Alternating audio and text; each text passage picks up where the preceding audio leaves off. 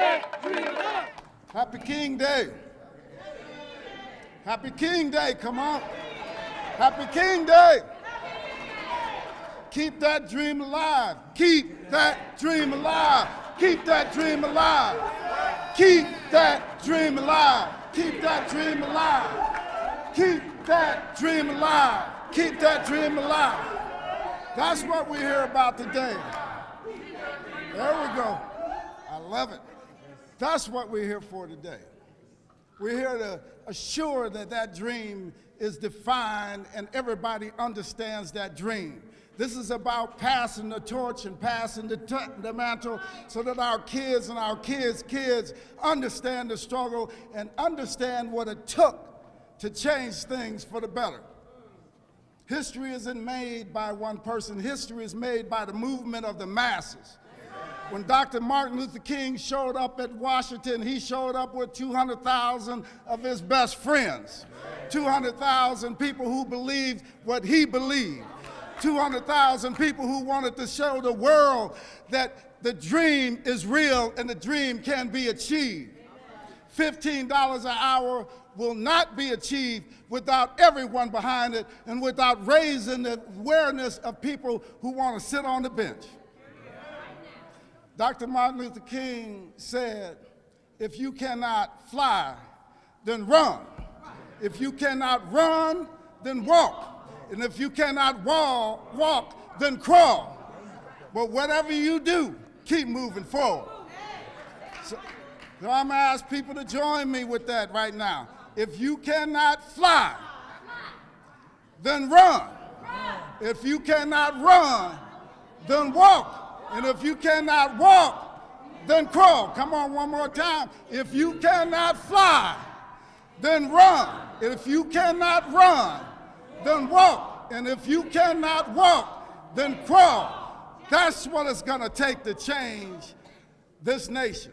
That's what it's going to take to change this city. And none of those things are ever easy. 194 people murdered last year here in our city. 194 last year. And we are one of the most dangerous cities, not just in America, but around the globe. But the power to change that is within us. We're going to have to hold each other accountable. We're going to have to hold elected officials accountable. We're going to have to hurt some people's feelings. But their feelings can heal. But when we're burying 4-year-old kids and 7-year-old kids, mothers, aunts, uncles, brothers and cousins, those people are real. They're not number 1. They're not number 2. They're not number 3. They're not number 4. They're not number 5. They're real. Someone that loved them. That was someone's mother, someone's aunt, someone's uncle, someone's son, someone's daughter, someone's child that was buried. You have to make it real. And after serving as long as I've served, I really don't care if I hurt people's feelings. Because their feelings are going to heal. We have to move people from where they are to a better place. And I'll say this, I'm okay with people not understanding. I'm okay with that. But when we give them the information and when we show them that the lives we live and the upbringing that we've had is real, and we're asking for these changes because they're only just. And if they still refuse to change, we need to push harder. We need to yell louder. We need to demand more until the change comes. Barack Obama said the change we seek is within us. And that's just as real as it gets. The change we seek is within us. The best thing that Donald Trump is going to leave us with is now we're woke. We're ready.